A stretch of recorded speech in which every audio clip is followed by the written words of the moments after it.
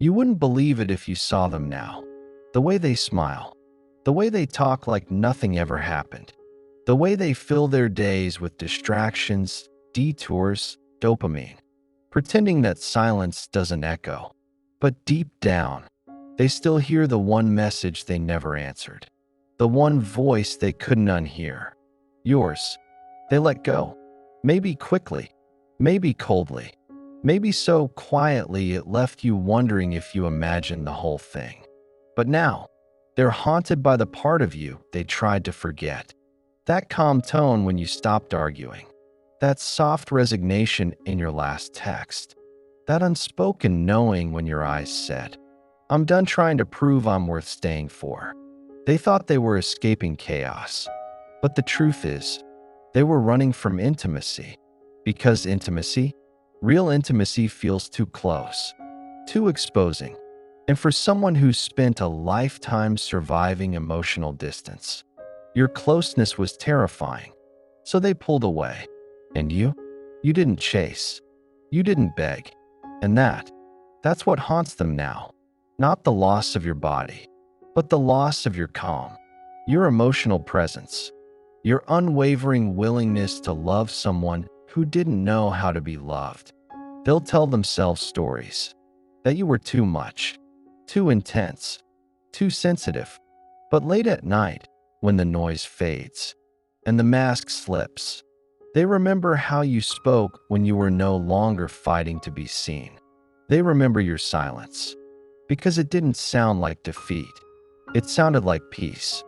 And now, that peace has become their punishment. Because here's the paradox.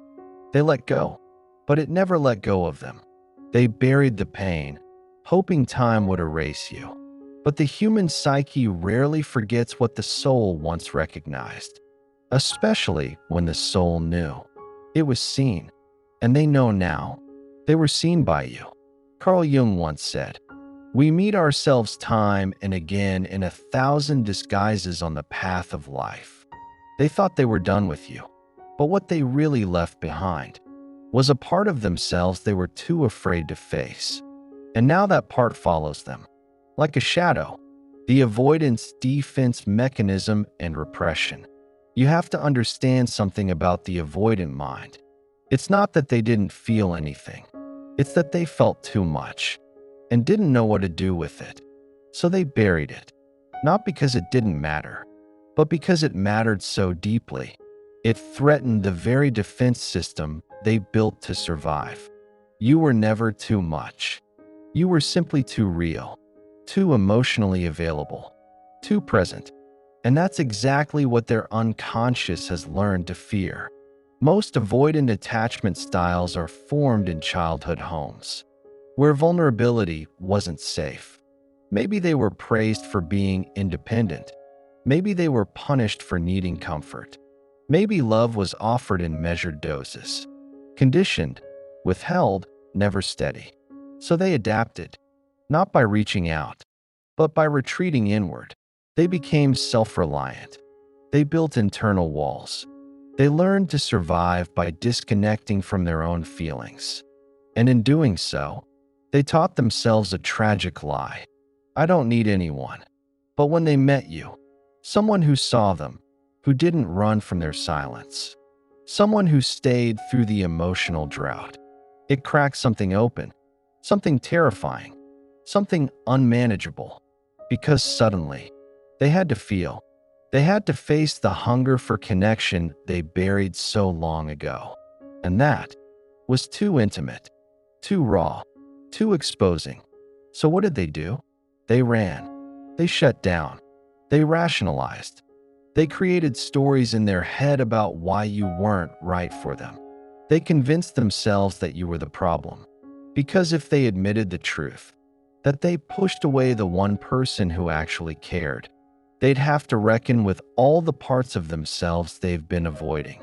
This is why avoidants often act unaffected, why they ghost, why they detach in moments of emotional depth, why they seem fine on the outside, but spiral in silence later on.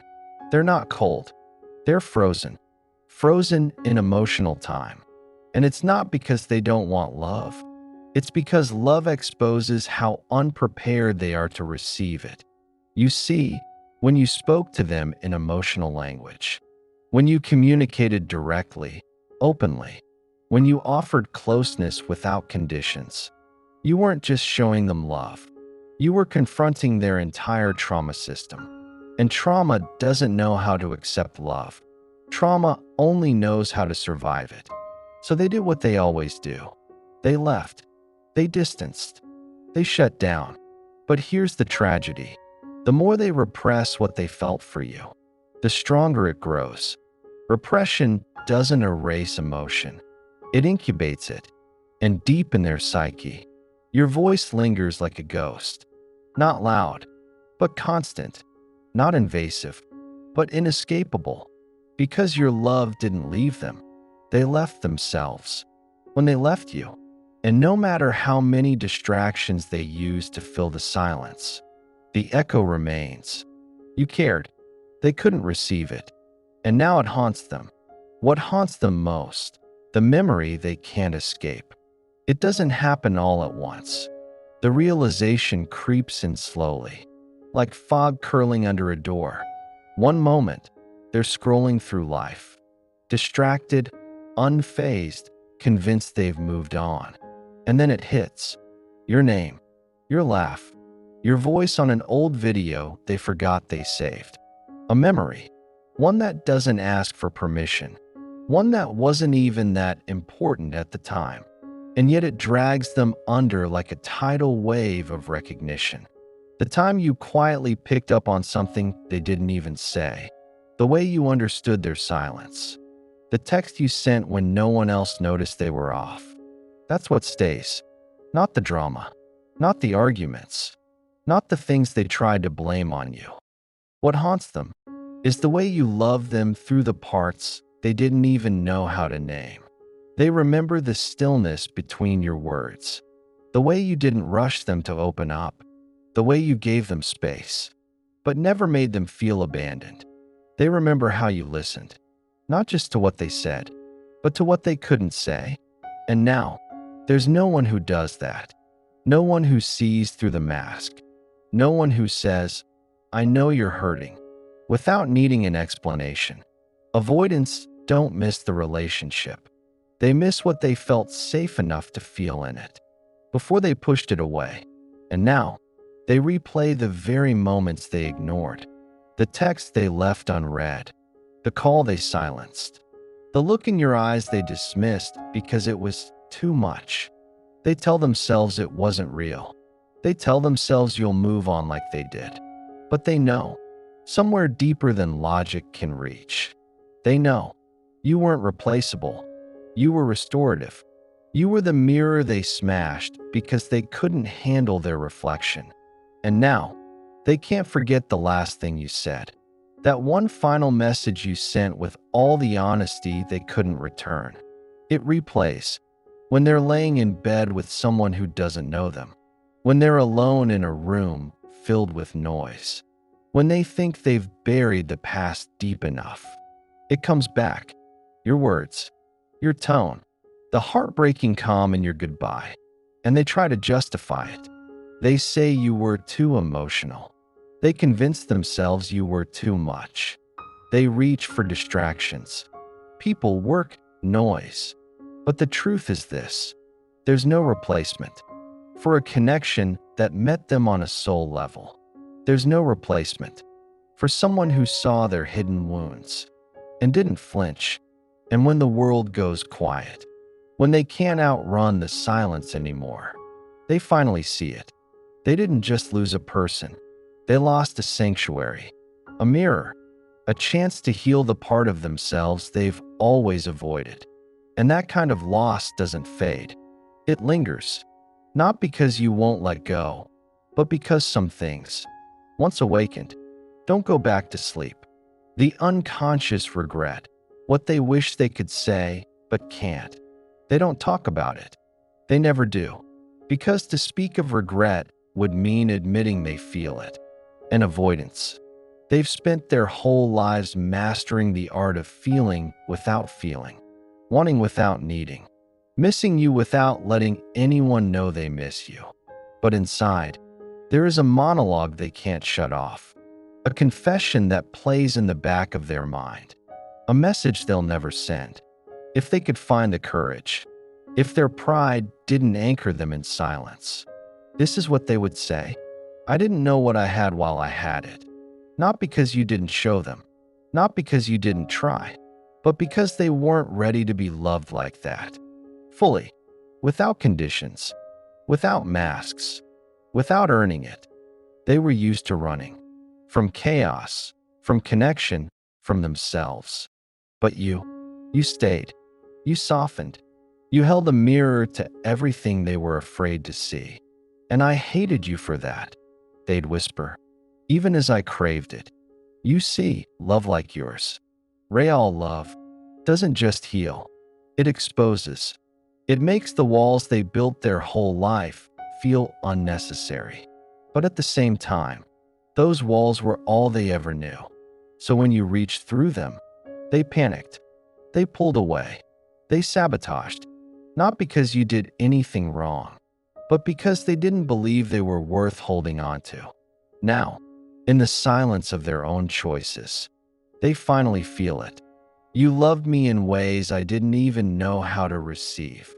You read between the lines of their excuses. You heard what they meant instead of just what they said. You stayed long after anyone else would have walked away. But then, you didn't. And that's what haunts them now. Not just that they lost you, but that you left with your dignity intact. That you stopped begging.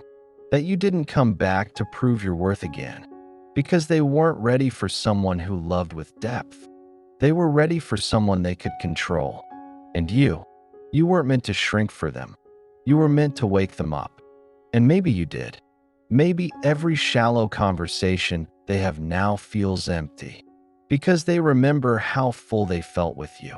Maybe they scroll through your old messages, half resenting how real they were, half wishing they could reply now, just to say, I'm sorry. I see it now. I get it. Too late, but I get it. But avoidants rarely say that out loud, because to apologize would be to admit their armor failed them. So instead, they live with the hum of unfinished business, a quiet pain, a what if, a memory of the one person who saw them and didn't run. And whether they say it or not, their nervous system remembers you. The calm, the safety, the way your presence regulated the storm inside them.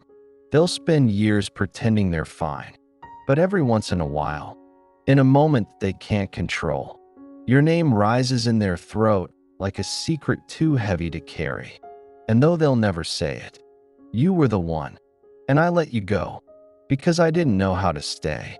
When you become the one they can't replace, there comes a point in healing when you stop wondering if they'll ever come back, if they miss you, if they regret it, if they see you now with the eyes they were too blind to look through then, because something inside you finally shifts, and you realize it's not about whether they remember you, it's about whether you remember yourself. Because here's the truth they live with, whether they admit it or not. You are not forgettable, you are not replaceable, and you were never asking for too much, only offering it to someone who didn't know how to receive it. What makes someone unforgettable isn't how loud they beg to stay, it's how gracefully they leave. And you left with love still in your hands, with honesty still in your voice, with boundaries you had to teach yourself to hold. While they looked for a shortcut out of their own discomfort, you were the one walking barefoot through the fire of your growth. They'll try to move on. They might even find someone new. But here's what no one tells them. You don't replace a soul who saw you when you didn't even see yourself. You don't forget the kind of love that made you feel both safe and challenged, both exposed and accepted, both human, and finally home. You're not haunting them because you did something wrong. You're haunting them because you did something rare. You loved without games. You communicated with depth. You were real in a world full of performance.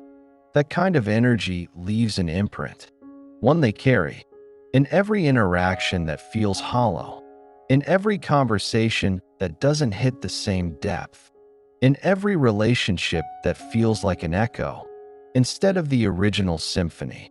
They may never say it, but they compare everything to you now. And it's not ego to know that. It's truth. Because healing doesn't just mean forgiving them. It means no longer needing to be proven right. To know that you were. Let that sink in. You don't need to be chased. To know you were the prize. You don't need closure. To know your chapter was the most vivid one in their story. You don't need them to come back. To validate what your soul has already confirmed. They lost you, and they know it. So now, don't dim your light waiting for them to notice. Don't hold your breath for the apology that may never come. Don't question your worth through the lens of someone who couldn't even face their own reflection. They let go, but it never let go of them. You rose, and that is the power of becoming unforgettable. If this spoke to your story, if you've ever been the one who gave everything with depth, with honesty, with a full heart, but were met with silence, avoidance, or abandonment, don't let that dim your worth. Let it prove it, because not everyone knows how to hold something real, but the right one will. And more importantly, you will hold yourself now, in all the ways they couldn't. If you're ready to rise from what broke you, to claim the love you deserve, and to walk in your full worth, subscribe. Share this with the version of you who needed to hear it sooner. And never forget, you were the one they couldn't replace.